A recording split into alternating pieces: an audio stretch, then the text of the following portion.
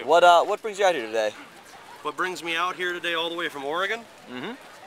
Out of control spending. Yeah. Out of control spending, and this is an issue of liberty.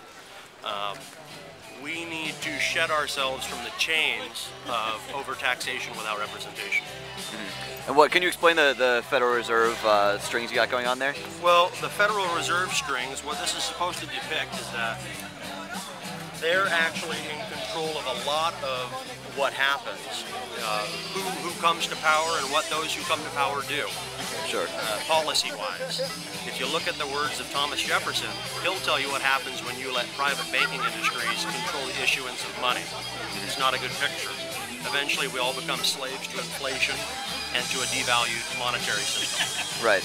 And so this doesn't have to do with this particular administration, but by all means, it does not have to do with Obama. Yeah. You know, a way to put it very simply for people is George Bush on his way out the door spent $700 billion bailing banks out.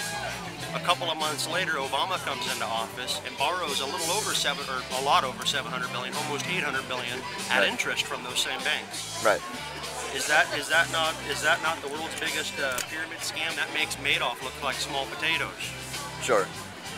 Yeah. Giving nearly $1 trillion to the banks interest-free, turning around a few months later and borrowing $1 trillion at interest. It's not rocket science. Right. Rocket science. Let me ask you. So you came all the way here from Oregon just for this? Just for this. This is a big cause. I've got kids. There weren't other Tea Parties closer to home that they wanted to go to? Okay. I live near Salem, the capital. I'm from Silverton. And yeah, Salem's having a big get-together, Portland's having a big get-together, but I wanted to come here so that they could see me and they could hear what I have to say.